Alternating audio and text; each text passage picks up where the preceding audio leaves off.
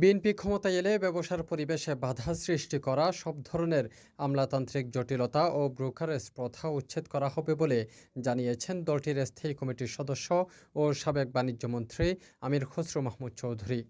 সাধারণভাবে একটা রাজনৈতিক দলের পক্ষ থেকে আপনাদের কথা শুনতে এসেছি, বুঝতে এসেছি, জানতে এসেছি। আমি আপনাদেরকে আশ্বস্ত করতে চাই, যদি আগামী দিনে ক্ষমতায় আমরা যাইও আপনাদের ভোটে, আমরা কিন্তু আবার আপনাদের কাছে ফিরে আসব, এইভাবেই ফিরে আসবো, আপনাদের কথা শুনতে ফিরে আসবো। অনেকে মনে করবেন ক্ষমতায় যাওয়ার পর তো আবার ওই সেই আগের মতো চলবে না, আগের মতো চলবে না। বাংলাদেশের মানুষের প্রত্যাশা আকাঙ্ক্ষা পরিবর্তন হয়েছে, বাংলাদেশের মানুষের মনোজগতে পরিবর্তন হয়েছে। সুতরাং আগের মতো বাংলাদেশ চলবে না। ডিসেম্বরের 22 তারিখ সোমবার চট্টগ্রামের একটি 5 তারকা হোটেলে চট্টগ্রাম বিভাগীয় ব্যবসায়ী ফোরামের আয়োজনে ব্যবসা বাণিজ্য, অর্থনীতি ও বিনিয়োগ বিষয়ক বাণিজ্য সংলাপ অনুষ্ঠানে প্রধান অতিথির বক্তব্যে তিনি এসব কথা বলেন। গণতন্ত্র সত্যিকার অর্থে প্রতিষ্ঠিত হবে, বাংলাদেশের মানুষের অর্থনৈতিক অধিকার আমাদেরকে ফিরিয়ে দিতে হবে। আমরা কোনো পৃষ্ঠপোষকতার রাজনীতি বাংলাদেশে দেখতে চাই না। এখানে অনেকে বলেছে আমরা ব্যবসা করে আমাদেরকে একটু আলাদা রাখেন। আমরা ব্যবসা করতে চাই, আমাদেরকে ব্যবসার পরিবেশ দেন, আমাদেরকে ব্যবসার নীতিমালা দেন, আমাদেরকে মুক্তভাবে কাজ করার সুযোগ দেন। এটাই হচ্ছে উদ্দেশ্য।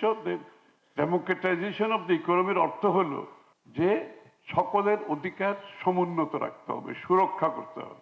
অনুষ্ঠানে উপস্থিত ব্যবসায়ী নেতারা বিনিয়োগ বান্ধব পরিবেশ, নীতিগত সংস্কার ও রাজনৈতিক স্থিতিশীলতার প্রয়োজনীয়তার কথা তুলে ধরেন।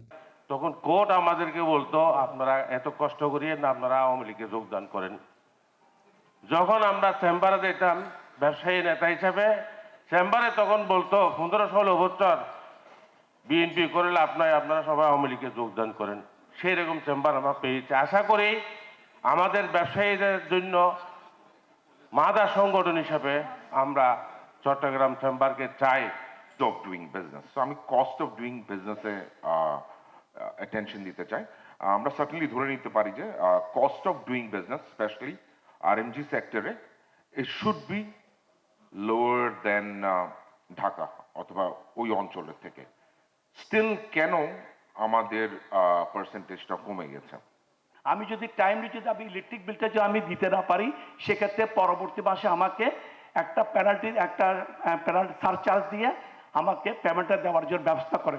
ঠিক তদ্রুপ আর জেসিতে যদি আমি 31শে ডিসেম্বর যদি আমার ব্যালেন্স শিট ক্লিয়ার করতে না পারি উইথ এজিএম, তাহলে আমাকে একটা পেনাল্টি করে আমাকে এই সুযোগটা করে দেওয়ার জন্য সমস্ত ব্যবসায়ীর তরফ থেকে আমি অনুরোধ জানাচ্ছি। ব্যাংক দিন দিন যেভাবে রেট বাড়াই নিয়েছেন, সেইখানে ব্যবসা চালিয়ে রাখা আমাদের পক্ষে অসম্ভব হয়ে পড়েছে। নিশ্চয় আমরা সকলে জানি সেটা।